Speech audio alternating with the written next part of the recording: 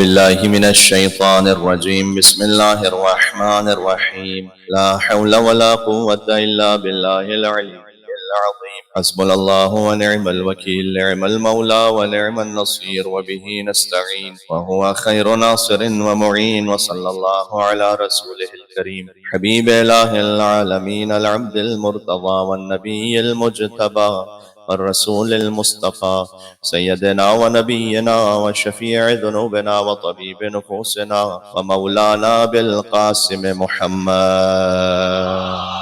وعلى آله الطيبين الطاهرين المعصومين المظلومين المنتجبين المنتخبين الميامين، سيما بقية الله في الأرضين الذين أذهب الله عنهم الرجس وطهرهم تطهيرا.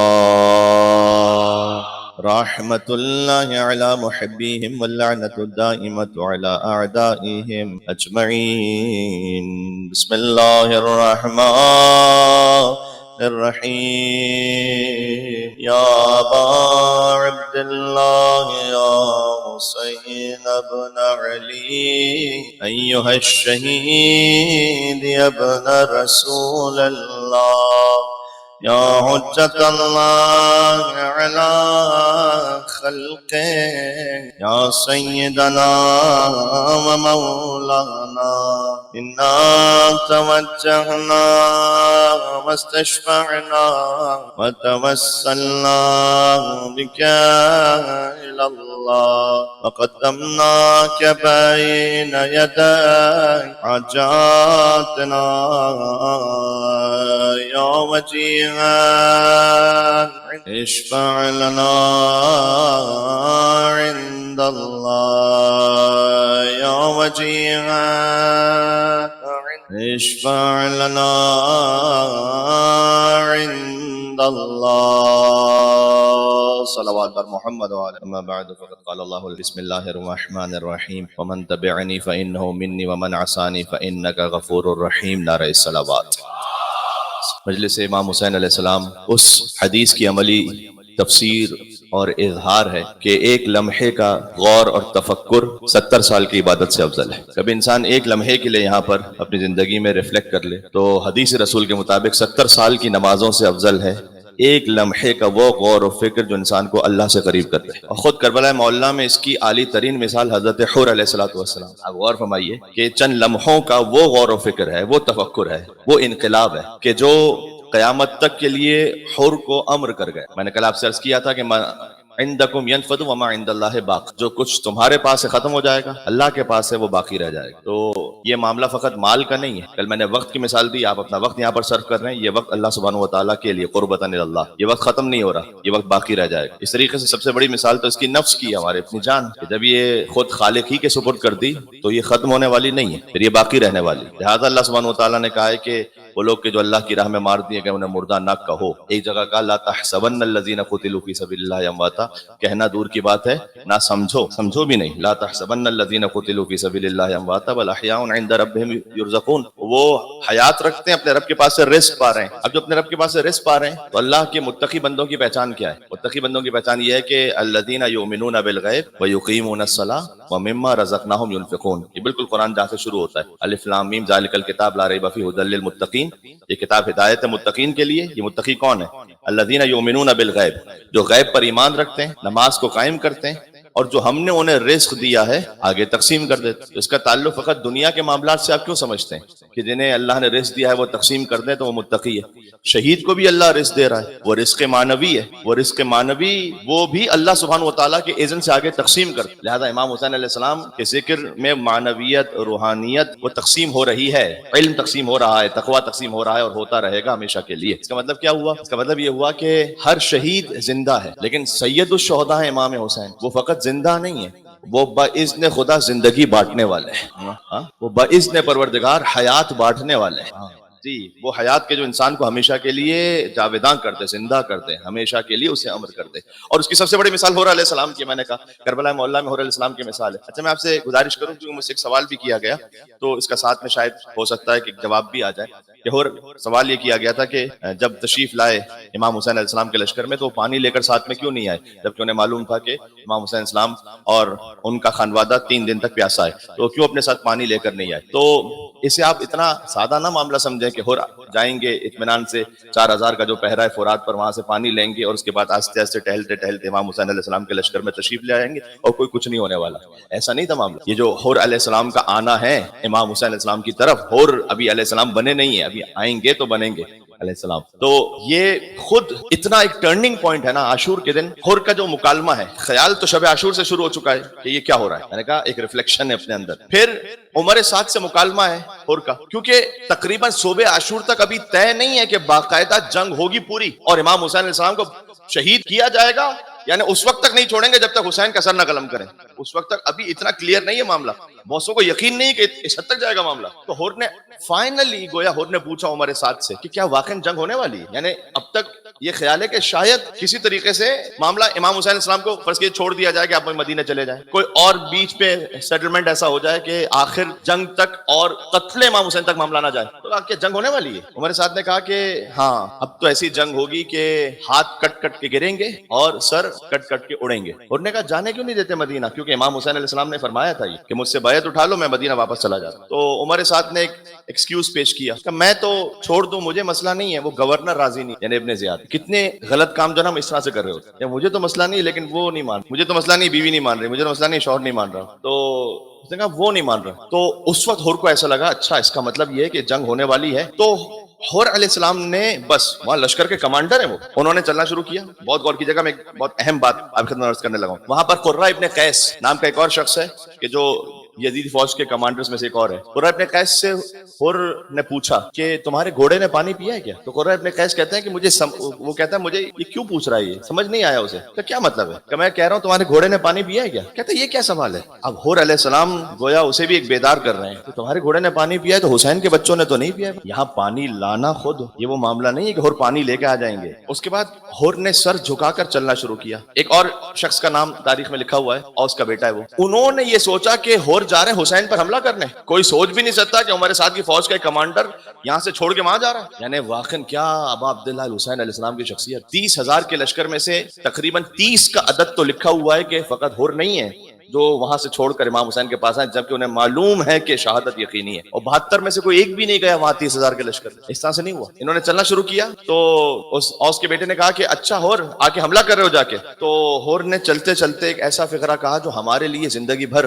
ہدایت کا سامان ہے. اور نے کہا کہ اس وقت اپنے آپ کو جنت اور جہنم کے درمیان محسوس کر رہا ہوں، اور خدا کی قسم میں جہنم پر جنت کو ترجیح دوں گا چاہے جلا دیا جاؤں. یہ کہہ کر آہستہ آہستہ اور آگے بڑھے. اب یہ ایک وہ انسان کے جسے اپنے کیے پر ندامت ہے. امام صادق اسلام نے فرمایا آدھی توبہ ریگریٹ ہے. ندامت کا جو احساس ہے یہ توبہ آدھی توبہ ہو گئی ہے. چل رہے ہیں آگے امام حسین السلام کے. کل میں نے آپ کو زبیر کی مثال دی تھی، زبیر جس کے بیٹے نے جسے گمراہ کیا. زبیر جنگ جمل میں مولا علی علیہ السلام نے یاد دلایا تھا. کیا زبیر تمہیں یاد ہے کہ رسول اللہ نے تمہیں یہ کہا تھا کہ ایک دن آئے گا کہ تم میرے مقابلے پر آؤ گے اور علی حق پر ہوں گے. یہ یاد ہے تمہیں؟ رسول اللہ نے کہا تھا علی مال حق والحق مع علی. یاد ہے تمہیں؟ زبیر نے کہا مجھے یاد. زبیر نے کہا کہ میں اب آپ سے نہیں لڑوں گا. وہاں تلوار چھوڑی اور زبیر بھی چلا. مسئلہ پتہ ہے کیا ہے؟ حور اور زبیر میں 10 قدموں کا فرق ہے. زبیر علی ابن ابی طالب کی طرف نہیں آئے. زبیر نے کہا کہ میں نہ علی کے ساتھ ہوں اور نہ میں یہاں پر ہوں اس لشکر میں، بس چھوڑ کے چلا جاتا ہوں. حور کے لیے بھی یہ پاسبلٹی تھی. آسان سولوشن تو یہی ہے، آسان آپشن تو یہی ہے کہ ٹھیک ہے کوفہ جاؤ، نہ حسین کے ساتھ نہ یزید کے، کوفہ جا کے آرام سے بیٹھو، وہاں نماز پڑھیں گے، وہاں تہجد پڑھیں گے، وہاں ساری عبادتیں کریں گے. 10 قدم کا فرق ہے زبیر اور حور میں. زبیر علی کو چھوڑ کر نیوٹرل گراؤنڈ میں، حور یزید کو چھوڑ کر حسین کے خیمے میں. یہ 10 قدم ہے. ایک کا نام فقط تاریخ میں لسٹ کے طور پر موجود ہے، ایک وہ ہے کہ جو ملینز کے لیے جس کے دل جھکے ہوئے امام حسین کے عاشق اور چاہنے والے کے کیا کہنا. تو ایک تو بات یہ ہوئی کہ اس لیے یہ پانی لانے کا جو تصور ہمارے یہاں پر ہے کہ وہ جاتے آرام سے کہیں سے پانی بھرتے ہو لے کر آ جاتے، ایسا نہیں تھا. دوسرا یہ کہ یہ ایک لمحے کا جو تفکر ہے یہ ہزاروں سال کی عبادت سے افضل ہے. یہ ہے مجلس امام حسین علیہ السلام کہ کاش اس تفکر کے ساتھ کوئی اپنے آپ کو آگے بڑھا سکے. اور موضوع کو ساتھ میں ریلیٹ کرتے ہوئے، جب ہم اہل بیت نبوت، موضع رسالت، معدن رحمت، حلم کی انتہا، علم کا خزانہ، جب ہم غور کرتے ہیں تو ہم فالو اس لیے کر رہے ہیں خانوادہ عصمت و طہارت کو کہ ہم پیس آف مائنڈ چاہتے ہیں. جیسے ہور کے لیے پیس آف مائنڈ تھا. پیس آف مائنڈ کا مطلب کیا ہے؟ پیس آف مائنڈ کا مطلب یہ ہے کہ جب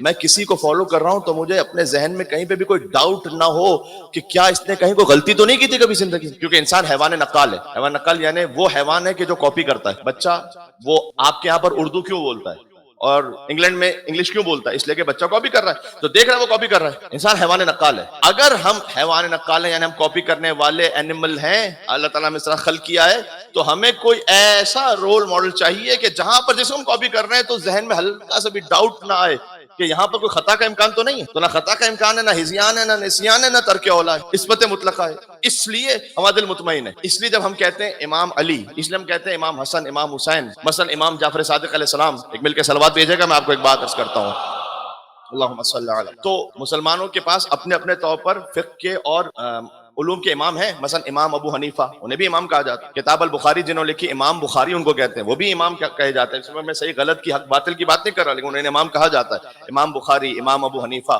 امام مالک, امام احمد ابن حنبل, امام شافعی, امام ذہبی, امام زمخشری, یہ سارے امام ہیں. لیکن یہ امام اور وہ امام, یہ لفظ ایک ہے, معنی زمین سے آسمان تک فرق ہے. کیا فرق ہے؟ امام ابو حنیفہ فقہ کے امام ہے, تفسیر کے امام نہیں ہے. کاش میری بات پہنچ سکے. بات پہنچ رہی ہے میں کیا کہنے لگا ہوں؟ امام بخاری حدیث کے امام ہے, فقہ کے امام نہیں ہے. امام ذہبی وہ حدیث کے امام, ہاں ان سے کوئی فقہی مسئلے صادر نہیں ہوئے. اس طرح امام زمخشری تفسیر کے امام ہے, وہ حدیث کے امام نہیں ہے. تو ہر ایک اگر امام بنا بھی ہے تو اپنے اپنے اسپیسیفک فیلڈ میں ہے. صادق علیہ محمد سے پوچھا گیا کہ الحمدللہ رب العالمین, اللہ کہتا ہے کہ حمد پروردگار کی جو عالمین کا رب ہے. تو عالمین کتنے ہیں؟ تو ابھی ہم جو اس وقت تو کیا کچھ اس پہ تحقیق نہیں ہو رہی کہ کتنے ٹریلینز آف گیلیکسیز ہیں اور کیا کچھ ہے اس وقت نظام کائنات میں, ہے نا.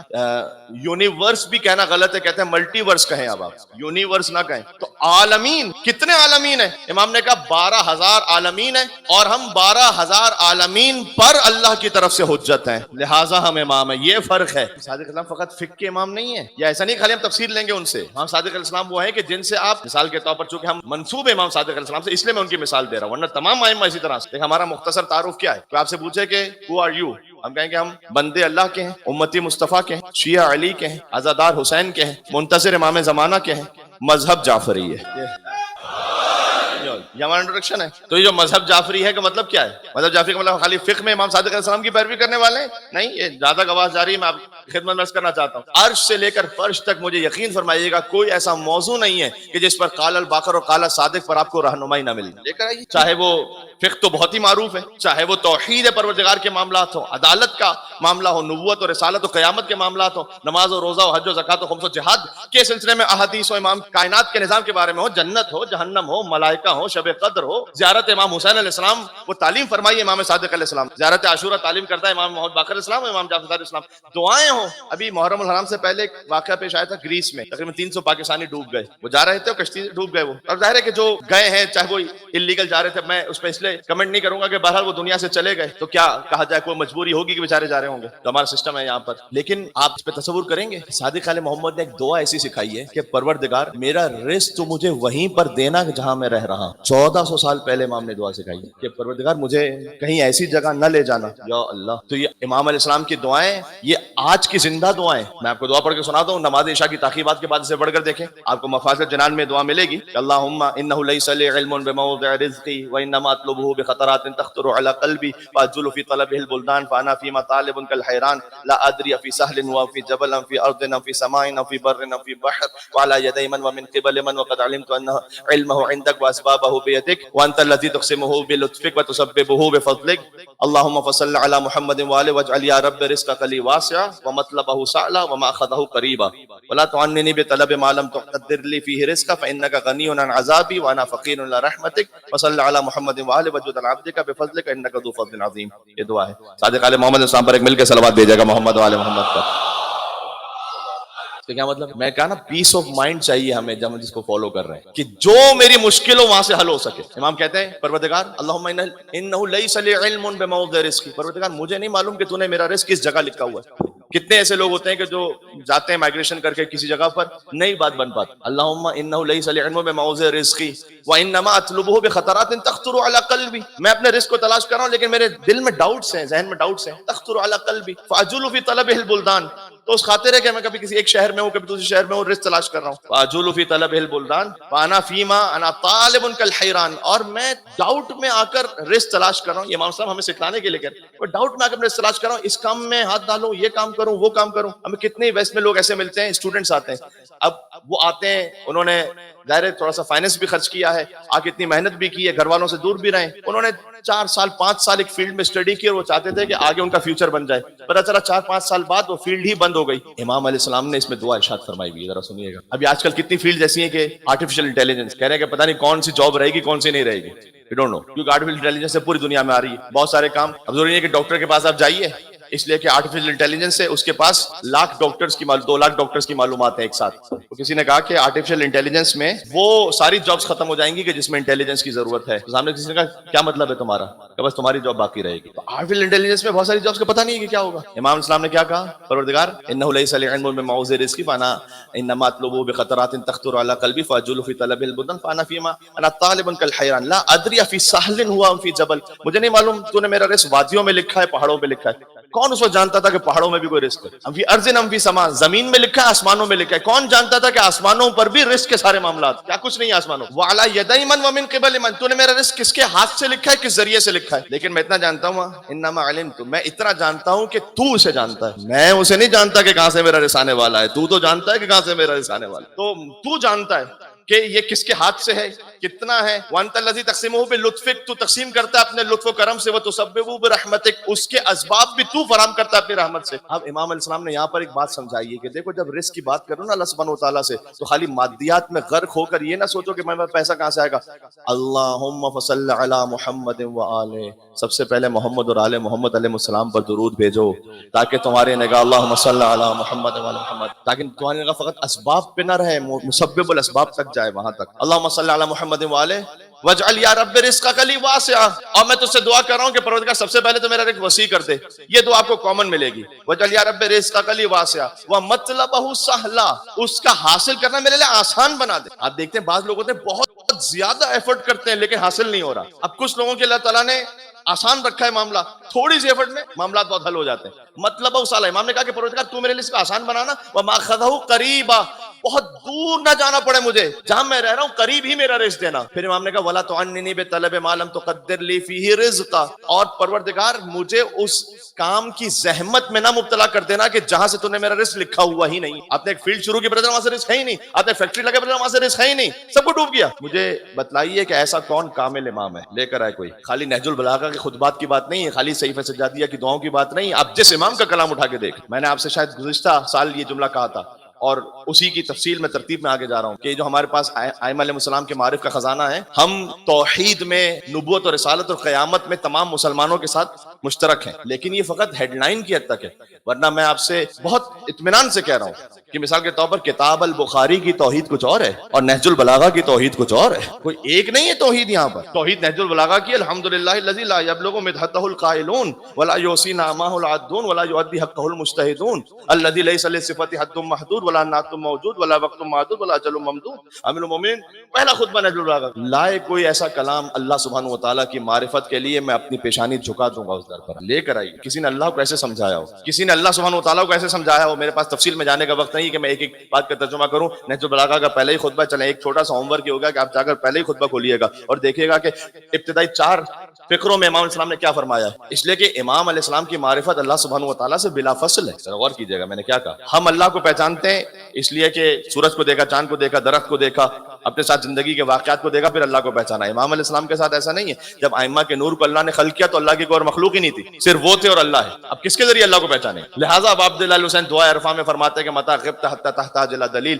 پروردگار تو حسین کے لیے غائب کب تھا کہ تیرے لیے کسی دلیل کی ضرورت ہو. اللہ اکبر. متی غبت حتی تحتاج الی دلیل. پھر فرمایا عمیت عین لا تراک علیہ رقیبا، اندھی ہے وہ آنکھ جو تجھے نگہبان نہیں پاتی اپنے اوپر. وہ آنکھ اندھی ہے، اسے یہ سمجھ نہیں آ رہا، یعنی وہ دل کا اندھا ہے اصل میں کہ وہ اللہ سبحانہ وتعالیٰ کی نگرانی اور نگہبانی میں. اندھی ہے وہ آنکھ. اس لیے حدیث میں آیا ہے کہ اگر کوئی شخص فعل حرام کر رہا ہو تنہائی میں، اور اگر چھوٹا بچہ کوئی آ جائے اور چھوٹے بچے کو دیکھ کر وہ اپنے آپ کو سنبھال لے، تو اللہ عز و جل کی کوئی آواز آتی ہے کہ اے میرے بندے، گویا تو نے مجھے اس 5 سال کے بچے سے بھی زیادہ حقیر سمجھا کہ جب وہ چھوٹا بچہ تیرے سامنے آیا تو تو نے اپنے آپ کو روک لیا، اور جب تو میرے سامنے تھا. یہ بھی ایک یقین کو بڑھانے والی بات ہے. مجلس امام حسین السلام اس کے لیے بھی ہے کہ اپنا یقین بڑھائے انسان کہ وہ اللہ کی نگاہ کے سامنے ہے. ہاں، یہ یقین ہر ایک کو نصیب نہیں ہوتا اتنا یقین. اب میں آپ کو یقین کی ایک ایگزامپل دیتا ہوں.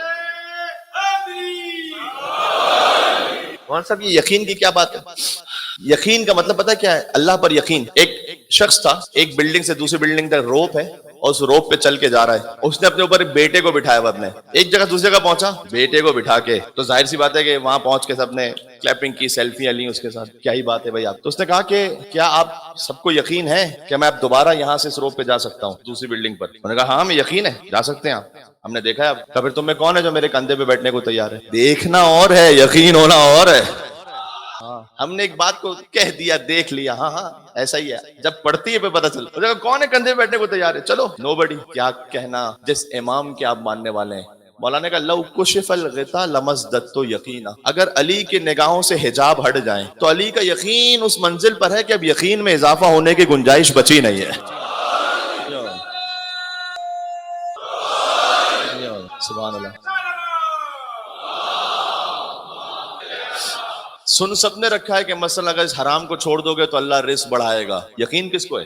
ارے دنیا ایک کام کر رہی ہے دھوکے سے، میں اس دھوکے کو چھوڑوں. کس کو یقین ہے؟ کس کو اتنا یقین ہے کہ اگر اللہ نے مجھے دنیا میں وہ نہیں بھی دیا کہ جو دوسرے کما کے لے کے جا رہے ہیں، تب بھی کوئی نقصان نہیں کیا میں نے، اس لیے کہ جو کیا تھا وہ اللہ کے لیے کیا تھا. اللہ کو دے گا آگے، نسلوں میں دے دے گا آگے. آج جو شہیدان کربلا ہیں ان میں سے کچھ ایگزامپلز ایسی ہیں نا. نجاشی جس نے پناہ دی تھی مسلمانوں کی جو فرسٹ مائگریشن ہوئی ہے ایتھوپیا کی طرف، حبشہ. تو جب حضرت جعفر جو بعد میں تیار بنے، عظیم الشان شخصیت ہیں، میرا دل کبھی کبھی افسوس کرتا ہے کہ حضرت جعفر تیار پر شاید اتنی معرفت اور معلومات نہیں جتنا حق بنتا ہے. کوئی موقع حساس ایسا ہے نہیں جہاں اہل بیت اطہار نے جعفر تیار کو یاد نہ کیا. بلکہ امام پنجم امام باقر علیہ السلام نے ارشاد فرمایا ہے کہ اگر وفات رسول کے وقت حضرت حمزہ اور جعفر تیار زندہ ہوتے تو کسی کی جرأت اور مجال نہ ہوتی کہ حق کے علی ابن ابی طالب کو غصب کر سکتا. یہ 2 ہستیاں خالی ہوتی، 2، حمزہ، جعفر تیار. جعفر تیار نے ہجرت کی ہے. جب وہ ہجرت کر کے وہاں پہنچے ہیں تو ان کی زوجہ حضرت اسماء بنت امیس بھی ساتھ میں، اور مسلمانوں کا ایک گروپ تھا. چونکہ ایک ایک کر کے مکہ میں مسلمانوں کو مارا جا رہا تھا، تو اب رسول اللہ چاہتے تھے کہ کچھ مسلمان محفوظ مقام پر پہنچے، چاہے وہاں کیسے ہی حالات ہو، لیکن کسی ایسی جگہ پہ پہنچے ان کی جان محفوظ رہ سکے. بہرحال وہاں پہنچے تو وہاں بھی اتنا آسان نہیں تھا. میں اس یقین کی بات کر رہا ہوں، اس سے میں نے ساری بات شروع کی، ذرا سنیے گا. جب وہاں پہنچے تو کفار مکہ نے، ابو سفیان نے یعنی ایک اپنی فورس بھیجی نجاشی کے پاس.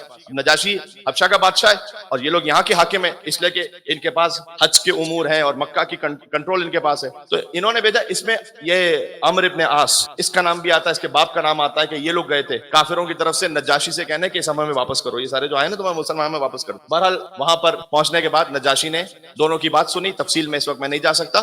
دونوں کی بات سنی اور کہا کہ نہیں، یہ مظلوم لگتے ہیں، تم ظالم ہو جاؤ. آسان نہیں تھا یہ اسٹیپ لینا. ایک گورنمنٹ سے آپ ٹکرا رہے ہیں، ایک اسٹیبلش قبیلے سے آپ ٹکرا رہے ہیں جو حجاز کا بڑا سب سے اہم قبیلہ ہے. جاؤ. حضرت جعفر وہاں رہے، نجاشی نے خدمت کی. یہ آپ دیکھیے گا اپنی زندگی میں، جب آپ یقین کے ساتھ ایک قدم آگے بڑھیں گے نا، اللہ ایک نئی توفیق آپ کی زندگی میں شامل کرے گا. اس توفیق کو پھر حاصل کریں گے، یقین کے ساتھ ایک نئی توفیق شامل کرے گا. کہیں اگر ایک توفیق اللہ سبحانہ وتعالی کی جانب سے حاصل ہونی تھی اور چھوڑ دی، ایک قدم پیچھے آئیں گے جب تک توبہ کر کے دوبارہ آگے نہ بڑھے. نجاشی کو اس خدمت کا جانتے ہیں نام کیا ملا؟ سب سے پہلے تو رسول اللہ کا نکاح خواہ بنائی. آپ جانتے نجاشی نے وہ نکاح جو حضرت خدیجہ کے ساتھ ہوا تھا وہ تو ابو طالب علیہ السلام نے پڑھا، لیکن ایک نکاح نجاشی نے پڑھا ہے رسول اللہ کا. ابو سفیان کی بیٹی ام حبیبہ، یہ بھی ہجرت کر کے چلی گئی تھی وہاں، اور ان کا جو شوہر تھا وہ وہاں جا کر اس نے دیکھا کرسچن خاتون کو، دل آ گیا اس پر، اس نے اسلام چھوڑ دیا، اس کرسچن سے شادی کر لی. اب یہ تنہا رہ گئی. تو ابو سفیان کو ایک موقع مل جاتا کہ دیکھو یہ مسلمان شادی کرتے ہیں، مسلمان بنا کر اس کے بعد جا کے چھوڑ دیتے ہیں. تو رسول اللہ نہیں چاہتے تھے کہ یہ پوائنٹ اس کے سامنے رہے، اس کے پاس رہے، ایک ایکسکیوز رہے. تو رسول اللہ نے نجاشی کو خط لکھا، چونکہ خط و خطابت ہوتی رہتی، رسول اللہ نے خط لکھا کہ ام حبیبہ سے پوچھ لینا کہ اگر وہ اس عقد پر راضی ہیں تو میں تمہیں اپنا وکیل بناتا ہوں ام حبیبہ سے نکاح پڑھنے کے لیے. اور نجاشی نے نکاح پڑھا رسول اللہ کا. ایک نئی توفیق حاصل ہوئی. نجاشی کا بیٹا وہ حبشہ سے ہجرت کر کے آ گیا رسول اللہ کے پاس مدینہ. جب نجاشی کی وفات ہوئی تو رسول اللہ نے دور سے نماز جنازہ پڑھائی ہے. یہ واحد نماز جنازہ ہے، ورنہ ہمارے یہاں غائبانہ نماز جنازہ کا تصور نہیں ہے، لیکن رسول اللہ نے اسے بھی غائبانہ رہنے نہیں دیا.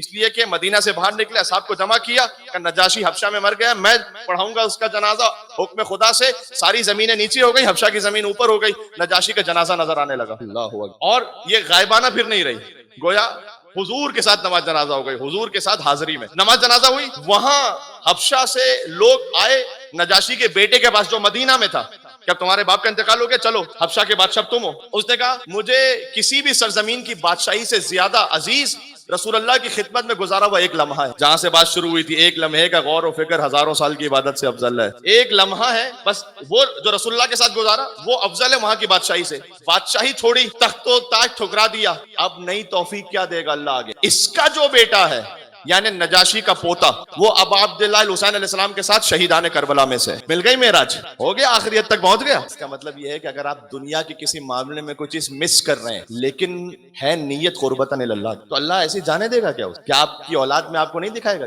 آپ کی نسلوں میں آپ کو نہیں دکھائے گا؟ اللہ کے ساتھ معاملہ کبھی خسارے کا ہوتا ہی نہیں۔ اللہ عز و جل ہمیں ہماری نسلوں کو انشاءاللہ ایمان پر رکھے، مولا علی علیہ السلام کی ولایت پر رکھے انشاءاللہ، اور آدھا اہل بیت سے برات پر رکھے انشاءاللہ۔ یہاں سے وہاں تک امام زمان علیہ السلام کے ظہور کی تعجیل کے لیے جیسے نجاشی کا پوتا امام حسین کے لشکر میں پہنچا، انشاءاللہ ہم اور ہماری نسلیں حضرت حجت کی خدمت میں پہنچے، بابا سے بلند صلوات بیت محمد و آل محمد پر۔ اللہ کے ساتھ معاملے میں آپ یہ نہیں سمجھیں، امام حسین السلام کے ساتھ معاملے میں آپ یہ نہیں سمجھیں کہ کہیں میں نے لوز کیا، اس میں نقصان ہے، نیت اگر خالص ہے، یہ امپورٹنٹ ہے۔ مجلس میں بھی اگر نیت خالص نہیں ہے، انتظام کرنے والے کی، مجلس ارینج کرنے والے کی یا پڑھنے والے کی، آنے والے کے لیے تو میں نہیں کہہ سکتا، انشاءاللہ سبھی خلوص کے ساتھ آتے، اس کی پھر ضمانت نہیں۔ آج کل تو مجلس امام حسین علیہ السلام بھی ہر جگہ نہیں، لیکن کتنی جگہ خود نمائی کا ذریعہ بن گیا، لاکھوں سے کم پہ بات ہی نہیں ہوتی، بس اسی پہ لگے۔ او میرے بھائی، ایک ہو، 10 ہو، 1000 ہو، مجلس وہ قبول ہے جس میں فاطمہ تو زہرا بیٹھی ہوئی ہیں وہاں پر تشریف۔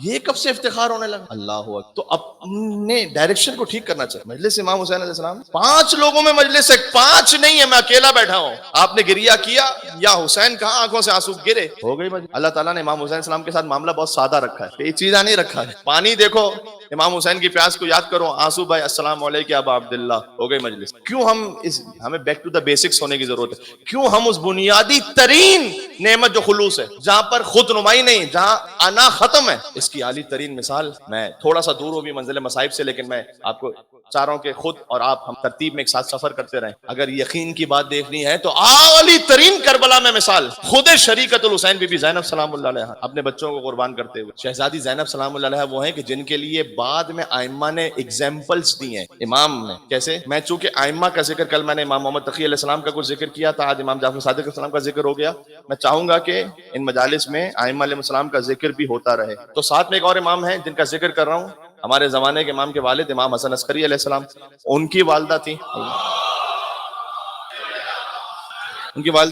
حدیث، ان کا نام ہے، حدیثہ بھی کہتے ہیں، سوسن بھی نام ہے ان کا۔ جو بعض احباب ہوتے ہیں وہ چاہتے ہیں کہ ان کے یہاں ولادت ہوئی ہے تو وہ کوئی نیا نام رکھیں، اور وہ علماء کو فون بھی کرتے ہیں کہ مولانا صاحب کوئی ایسا نام بتائیے کہ جو آج تک کسی نے نہ رکھا ہو، اچھا سا نام بتائیے۔ اب عالم بھی بیچارہ کیا کرے، زمین و آسمان میں کوئی نئی وحی تو نہ، آپ کہیے کہ آپ نام رکھیے محمد جعفر، تو سامنے سے کچھ کہے گا تو نہیں، یہ کہے گا کہ مولانا صاحب اگر یہی نام رکھنا تو آپ کو فون کیوں کیا تھا، پھر یہ تو نہ مجھے ہی بتا۔ تو ایسے نام اب ہمیں رکھنے نہیں، بدقسمتی ہے ہماری۔ امام زین العابدین نے فرمایا تھا کہ میرے بابا کو اگر اللہ 100 بیٹے دیتا سب کے نام علی رکھتے ہو، ہاں 100 بیٹیاں دیتا سب کے نام فاطمہ۔ اگر ہم نے اس حدیث پر عمل کیا ہوتا نا تو آج ہر جگہ ہر گھر میں علی علی علی علی علی علی علی علی کی صدا آ رہی ہوتی۔ تو اگر آپ کوئی یونیک نام چاہتے بھی ہیں تو مثلا حدیثہ تھوڑا سا ڈفرنٹ نیم ہے لیکن امام کی والدہ کا نام ہے اس لیے محترم ہے، سوسن انہی کا ہی نام ہے۔ جب امام حسن عسکری کی شہادت ہوئی 8 ربیع الاول، جب ہم سوگ بڑھاتے ہیں وہاں ایام اعزاز ختم ہو جاتے ہیں امام کے حکم ہی کے مطابق، 8 ربیع الاول امام حسن عسکری اسلام کی شہادت، شاید یہ وہ واحد امام امام حسن عسکری علیہ السلام کہ جب ان کی شہادت ہوئی ہے تو شہادت کے وقت ان کی والدہ زندہ تھی۔ اور کیجیے گا میں کیا کہہ رہا ہوں، جب امام کی شہادتیں ہوئی ہیں جن امام کی، اس وقت ان کی والدہ ان سے پہلے ہی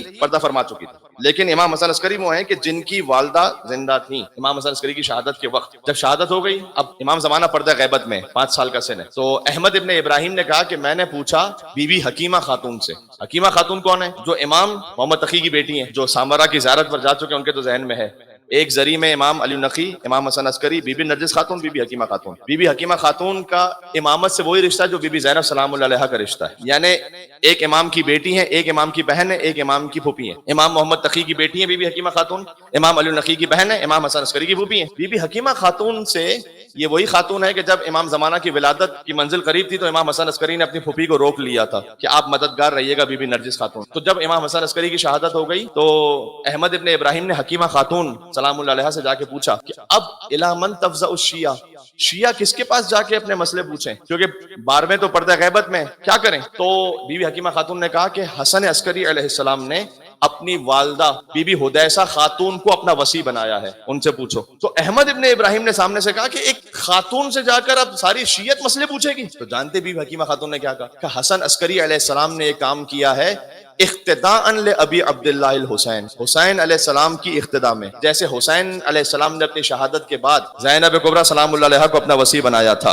ताकि हिफाजत हो सके अली इब्न हुसैन ज़ैनुल आबिदीन अलैहिस्सलाम की, इमाम ने मिसाल दी है। उसके बाद बीबी हकीमा खातून ने फरमाया कि जो शहजादी ज़ैनब सलामुल्लाह अलैहा की ज़बान मुतहर से जारी हो रहा था, दर हकीकत वो इल्म इमाम ज़ैनुल आबिदीन अलैहिस्सलाम था। आलिम गैर मौलम के दो बच्चों का जिक्र है आज, इसलिए मैं थोड़ी सी तमहीद बना कर आ रहा हूँ। माँ का जिक्र हो तो फिर दो बच्चों के लिए अजमत समझ में आए, इसलिए बीबी ज़ैनब सलामुल्लाह अलैहा वसी इमाम हुसैन अलैहिस्सलाम, और वसी इमाम हुसैन अलैहिस्सलाम होते हुए इमाम ज़ैनुल आबिदीन की हिफाजत की है ताकि लोगों की तवज्जो इमाम ज़ैनुल आबिदीन की तरफ ना जाए। वे खुतबा दे रही हैं बीबी ज़ैनब सलामुल्लाह अलैहा, पहले बीबी ज़ैनब सलामुल्लाह अलैहा खुतबा इरशाद फरमा रही, कलाम कर रही हैं बीबी ज़ैनब सलामुल्लाह अलैहा, यजीद से भी गुफ्तगू की है बीबी ज़ैनब सलामुल्लाह अलैहा, तवज्जो इस तरफ रहे, हिफाजत रहे अली इब्न हुसैन ज़ैनुल आबिदीन अलैहिस्सलाम। इसलिए मैं आपको आज 6 मिसरे सुनाऊंगा हजरत मीर अनीस रहमतुल्लाह अलैह। क्या कमाल है इसमें, आपको ऐसा महसूस होगा कि ये शान तो बीबी ज़हरा सलामुल्लाह अलैहा की बयान हो रही है बीबी ज़ैनब सलामुल्लाह अलैहा के लिए। सुनिएगा जरा, कहते हैं आफाक में ज़हरा का नहीं है कोई हमसर, आफाक में कायनात ज़हरा का नहीं है कोई हमसर, बीबी ज़हरा सलामुल्लाह अलैहा शान बीबी ज़ैनब की बयान कर रहे हैं। सुनिएगा,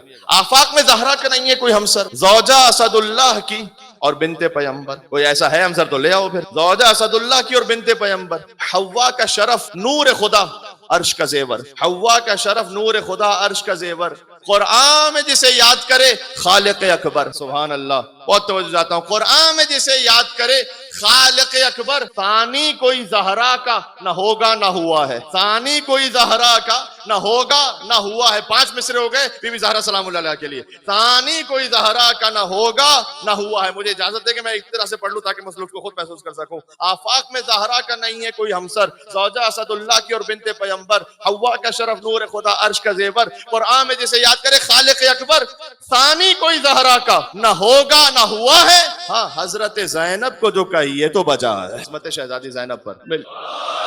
सुभान अल्लाह, इस खातिर है कि सानिया बिनते रिसालत तेरा मनसब क्या है, तू नहीं है तो इस्लाम का मजहब क्या है, किसमें बस किसके बस में है तेरी जात का इरफान भला, सिर्फ शब्बीर बता सकता है ज़ैनब क्या, और कोई नहीं बता सकता। इसलिए बीबी ज़ैनब सलामुल्लाह अलैहा के लिए बीबी की ज़ियारत में सलाम अलैहि क्या अदीलतुल हुसैन, बड़ी बात, शरीकतुल हुसैन तो है, अदीलतुल हुसैन यानी बराबर, ऐसे कि बीबी ज़ैनब सलामुल्लाह अलैहा के बगैर इमाम हुसैन का जिहाद है ही नहीं। तो ये जो जहां तक आवाज जा रही है मेरी माँ बहनें जो सुन रही हैं, काश एक उसूल बना लें आप, शौहर और ज़ौजा घर में रहते हुए, आपको जब भी ये नजर आए कोई ऐसा मौका कि अल्लाह सुब्हानहू व तआला की जानिब से कोई तौफीक मिल रही है हराम छोड़ने की या अल्लाह के रास्ते पर चलते हुए किसी अम्र खुदा को अंजाम देने की, हम उस तौफीक को छोड़ेंगे नहीं, चाहे उसके लिए हमें अपनी दुनिया कुर्बान करनी पड़े। इसलिए कि अगर हमने उस तौफीक को हासिल किया तो अल्लाह अज़्ज़ व जल हमारी नस्लों में एक और तौफीक देगा, फिर उसके बाद एक और तौफीक देगा। ये यकीन होना चाहिए इंसान।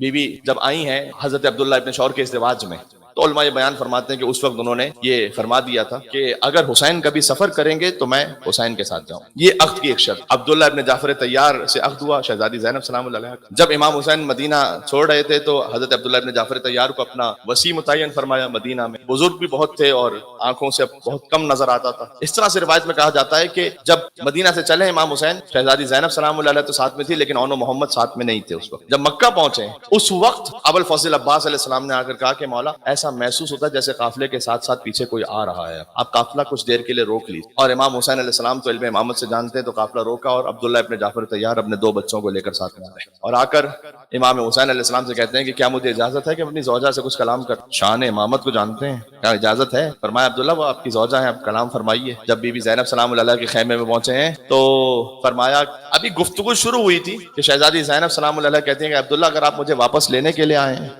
तो ठीक है मैं आपके साथ वापस चली जाऊंगी, इसलिए कि ज़ौजा का बगैर शौहर की इजाजत के सफर करना वो ठीक और मुनासिब नहीं है। लेकिन ज़ैनब जिंदा तो नहीं जा सकेगी यहाँ से, ज़ैनब का लाशा ही यहाँ से जा सकता है, जनाजा ही जा सकता है। बस क्या है शहजादी ज़ैनब सलामुल्लाह अलैहा। अब्दुल्लाह इब्न जाफर तैयार फरमाते हैं कि शहजादी मैं आपका शौहर जरूर हूँ लेकिन मैं आपको रोकने के लिए नहीं आया, इसलिए कि मुझे आपका मकाम मालूम है, आप फातिमा तो ज़हरा की बेटी हैं। मैं आपका शौहर जरूर हूँ लेकिन आप सैयदा सलाम अलैहा की दुख्तर हैं। मैं तो आपके जद की एक हदीस पर अमल करने आया हूँ। आपके जद ने फरमाया है कि जब सफर पर जाओ तो सदका दे दिया करो।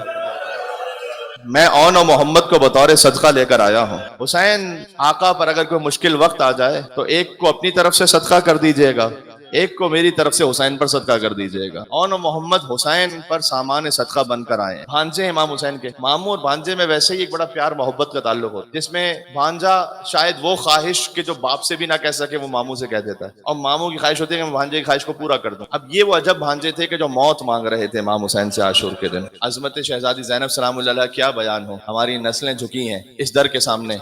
वो बीबी के जब शाम वापस गई थी, मदीना आई, करबला के बाद मदीना आई और मदीना से फिर शाम गई दोबारा, तो वहां एक दरख्त था, जिस दरख्त के साये में बैठकर वहीं दरख्त को देखती जाती थी बीबी और रोती जाती थी। इसलिए कि उलमा बयान फरमाते हैं कि वो दरख्त होता जहां हुसैन का कटा हुआ सर लटकाया गया था। अगर किसी जगह एक वाक़या और हादसा हुआ हो, कितनी मरतबा ऐसा होता है कि कोई मौत हुई हो तो कहते हैं कि अब घर बदल लीजिए, इसलिए कि बच्चों को वो याद आएगा कि मसलन हमारी माँ यहाँ थी, हमारा बाप यहाँ पर था। बीबी ज़ैनब सलामुल्लाह अलैहा को याद आता था कि इस दरख्त पर हुसैन का सर लटकाया गया था, तो या हुसैन कह के रोती जाती थी। और जब बीबी की अपनी शहादत का वक्त करीब आया है, क्योंकि बास तारीखों में उर्दू किताबों में इस तरह से मिलता है कि अल्लाह अकबर बेलचा मारकर, क्योंकि बनी उमैया उनसे ये बर्दाश्त नहीं होता था कि एक बीबी आकर इस तरह बैठकर गिरिया करती रहे इमाम हुसैन अलैहिस्सलाम पर, तो बीबी को इस तरह से शहीद किया गया। बाज़ उर्दू किताबों में इस तरह से या नौहों में इस तरह से मिलता है। लेकिन अहम बात यह है कि जब वक्त आखिर आया तो हजरत अब्दुल्लाह इब्न जाफर तैयार से कहा था कि वो संदूक है उसे मेरे पास ले आइएगा।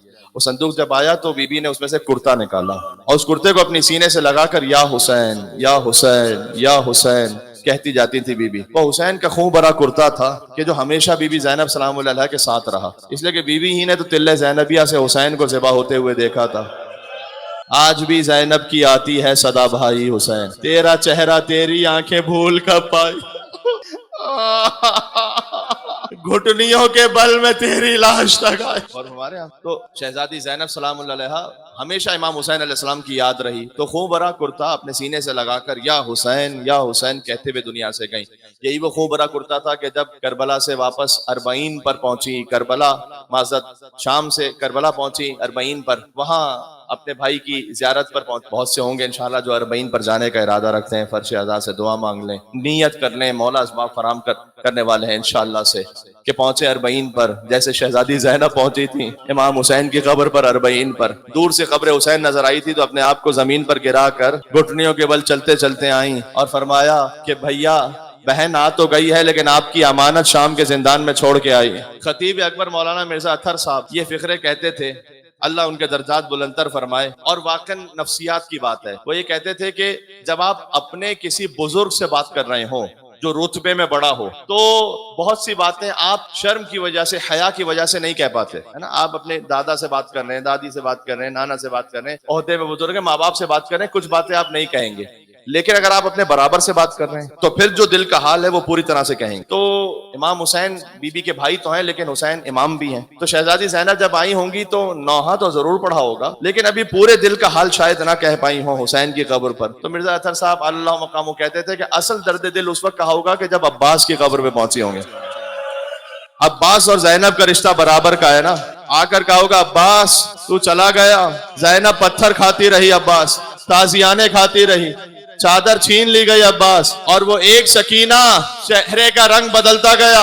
सकीना जिंदाने शाम में बाबा बाबा चचा चचा कहते हुए दुनिया से चली गई। ये है उम्मुल मसाइब बीबी ज़ैनब कुबरा सलामुल्लाह अलैहा। अब तो वो शबे आ गई अजीजों, बस दिन गुजरते चले जा रहे हैं। ऐसा लगता है अभी कल ही की बात थी कि मुहर्रम का चांद देखा था, मुहर्रम शुरू हुआ था, आधा अशरा गुजर गया अजीजों। अल्लाह जाने अगले बरस कौन जिंदा है फिर फर्शी अज़ा पर अशरे पर आकर इमाम हुसैन पर रो सके जितना हो सके। अब तो वो अय्याम और शबे आ गई हैं कि बस सिर्फ मसाइब होने चाहिए, मसाइब का बयान होना चाहिए, गिरिया होना चाहिए ताकि नफ्स पाक हो सके, रूह पाक हो सके। बस आपने गिरिया किया है शहजादी ज़ैनब सलामुल्लाह अलैहा के नाम पर, उम्मुल मसाइब है। मेरे जहन में एक रिवायत और भी आ गई, मैं चाहता हूँ कि पढ़ लूँ इसे, क्योंकि मसाइब की जो रिवायत जहन में आती रहे मैं चाहता हूँ कि पढ़ूँ। कि जब बीबी फातिमा सलामुल्लाह अलैहा का भी वक्त आखिर था तो उस वक्त बीबी ज़ैनब 6 बरस की थी, तो बुलाकर बीबी ने एक संदूक से कफन निकाला کہ یہ وہ کفن ہے کہ جو اللہ نے جنت سے میرے لیے بھیجا ہے۔ بی بی زینب سلام اللہ علیہ نے اس کفن کو دیکھ کر یقیناً گریہ کیا ہوگا۔ ماں کا کفن ایک 6 برس کی بچی دیکھ رہی ہے۔ اس کے بعد ایک اور کفن نکالا کہ یہ آپ کے بابا علی ابن ابی طالب کا کفن ہے جو اللہ نے جنت سے بھیجا ہے۔ بی بی نے پھر گریہ فرمایا۔ یہ بی بی زینب سے اس لیے کہہ رہی تھیں، بی بی سیدہ کہ شہزادی زینب پنجتن میں سے ہر شہادت میں ساتھ میں شریک ہیں۔ پھر امام حسن علیہ السلام کے لیے کفن نکالا کہ یہ آپ کے بھیا حسن مجتبیٰ کا کفن ہے، گویا جب حسن کے کلیجے کے ٹکڑے تش میں گر رہے ہوں، حسن کی شہادت ہو جائے تو یہ کفن دے دیجیے گا۔ اب اہل گریہ یہاں تشریف فرما ہے۔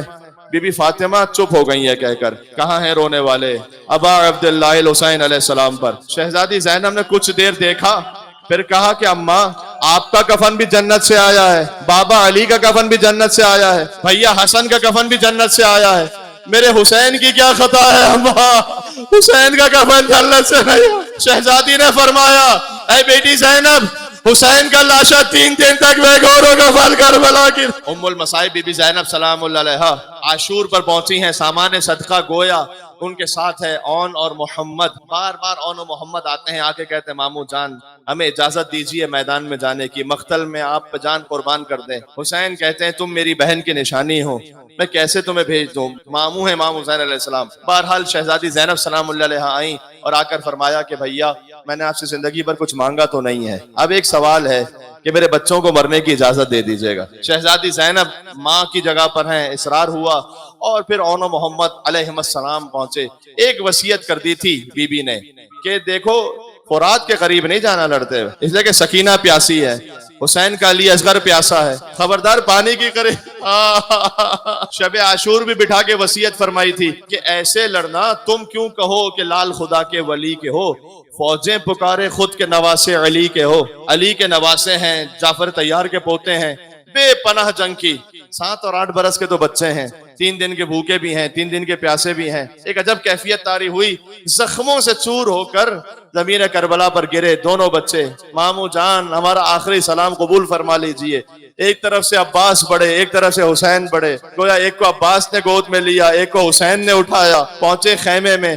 اب دستور یہ تھا کہ بنی ہاشم کا جب بھی کوئی لاشا آتا تھا تو شہزادی زینب سب سے پہلے آتی تھی، اب بی بی زینب نظر نہیں آتی، حتیٰ یہ کہ اب عبداللہ الحسین کو یہ کہنا پڑا کہ زینب کہاں ہیں، ماں کو بلاؤ بچوں کے لاشے آئے۔ کہ بھیا جو ماں پر فدا اور صدقہ کر دیا، کہ بھیا جو آپ پر فدا اور صدقہ کر دیا، کہ نہیں بہن پوچھ تو لیجئے، دیکھ تو لیجئے۔ تو ابھی کچھ رمق باقی تھی، علماء سے جو میں نے سنا ہے وہ اسی طرح سے کہ گویا محمد نے اور اون نے یوں فرمایا کہ اماں آپ ماموں سے پوچھ لیجئے گا، ہم لڑتے ہوئے کبھی نہیں گئے فرات کی طرف، ہم نے پانی نہیں پیا اماں۔ ماں نے جھک کر کربلا کی زمین پر سجدہ کیا، پروردگار شکر ہے تو نے قربانی قبول فرما لی، یہ کہہ کر اون و محمد سے دھارے۔ اس کے بعد بی بی زینب سلام اللہ علیہا نے اون و محمد کو یاد نہیں کیا، یعنی گریہ نہیں کیا۔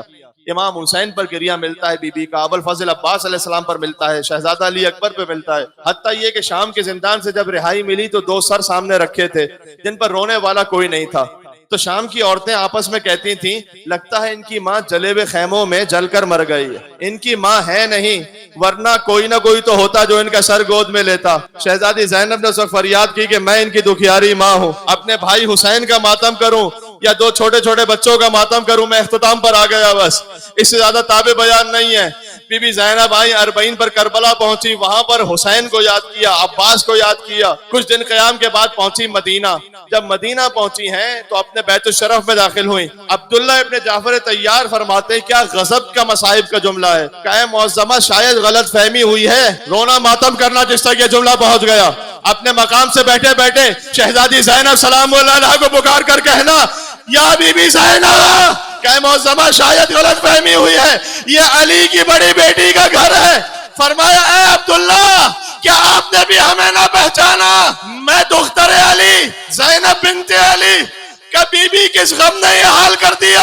اب مجھے روایت نہیں ملتی لیکن شاید سید سجاد کی اقتدا میں یہی کہا ہوگا، اے عبداللہ الشام الشام الشام، آخری جملہ ہے، آخری جملہ ہے۔ بعض تاریخوں میں اس طرح سے ہے کہ عبداللہ ابن جعفر طیار وہاں غش کھا کر بے ہوش ہو گئے تھے۔ گویا بی بی زینب یہ کہہ رہی تھی عبداللہ آپ نے تو فقط سنا ہے، دیکھا نہیں ہے کہ زینب پر تازیہ نے مارے گا، دیکھا نہیں ہے کہ زینب کی چادر چھین لی گئی، دیکھا نہیں ہے کہ بی بی پر گرم پانی پھینکا جاتا تھا؟ کوفہ اور شام کے درباروں میں مکانوں سے آگ پھینکی جاتی تھی، پتھر پھینکے جاتے تھے۔ بس بی بی زینب گھر میں داخل ہوئی، آخر میں اولا محمد کے حجرے نظر آئے، چھوٹے چھوٹے بستر نظر آئے۔ ماں کا دل تھا، زینب زمین پر بیٹھ گئی، کہے عبداللہ آؤ بچوں کا ماتم کریں۔ زینب نے فرش عزا بچھا دیا، کہہ رہے میرے شیروں ماں تم پر قربان ہو جائے، تمہارا ماتم نہ کر سکے،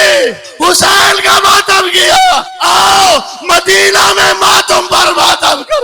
اے عبداللہ اولا محمد کا ماتم۔ یا حسین یا حسین یا حسین یا حسین، زینب نے رو کر کہا او نو محمد میرے، زینب نے رو